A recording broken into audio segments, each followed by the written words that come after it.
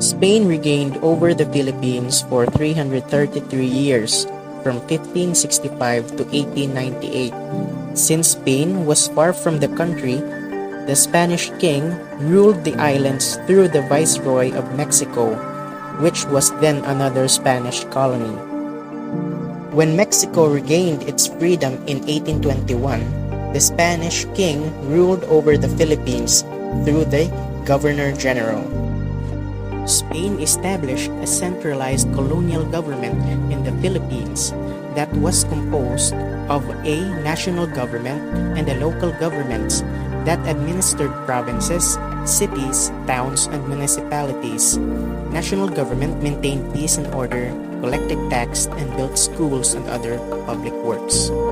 Political structure during that time, on top was the King of Spain, followed by the Governor-General, the king's representative and the highest-ranking official in the Philippines. The Governor-General and the other government officials had so much power that it was commonly abused. To investigate the abuses, there were bodies created: the Residencia, the Visita, the Royal Audiencia. The Residencia, this was a special judicial court that investigates the performance of a Governor-General. Then the Visita, the Council of the Indies in Spain sent a government official called the Visitador General. Then, the Royal Audiencia, or the highest court in the land, served as an advisory body to the Governor-General.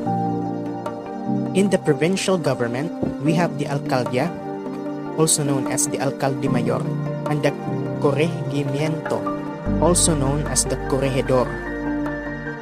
Each province was divided into several towns, headed by Gobernador Cilios, or Little Governor. Their main duties were efficient governance and tax collection.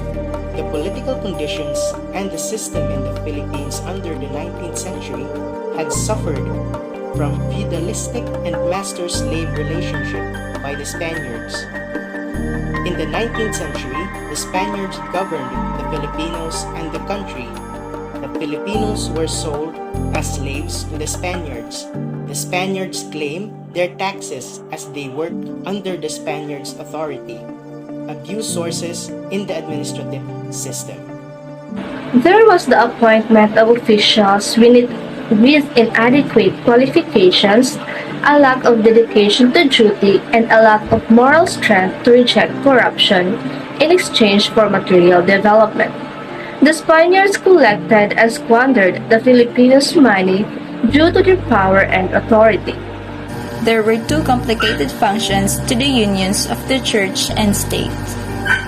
Number 3. The obtaining of the possession. The Spaniard had the authority to appoint various rules due to their power. The appointment of the possessions is made by the highest binder, who is the country's Governor-General. Term of office or term in office is the length of time a person, usually a politician, serves in a particular office. It is dependent on the desire of the king of the country. Number 5. Distance of colony. The Spanish officials traveled to various places and the needs of the Philippines were ignored. They did not put too much attention to the needs of the other people. There were inadequate administrative supervisions. They were unable to face and solve the problems regarding to the Philippines. There were also overlapping of powers and privileges of officials, which made them competitive. The 19th century saw significant political and social transformation, including social reform impacting education, poverty, and public health, as well as franchise reform. The Home Office was established in 1782 to oversee the domestic affairs of the United Kingdom, with a focus on law, order, and regulations.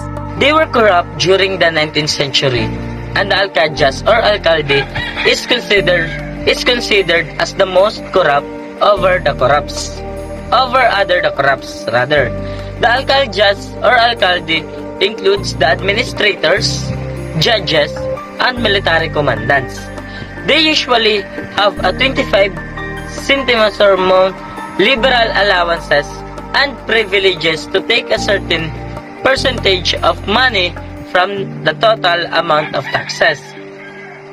There were also monopoly trades or business practices known as indulto para comercial.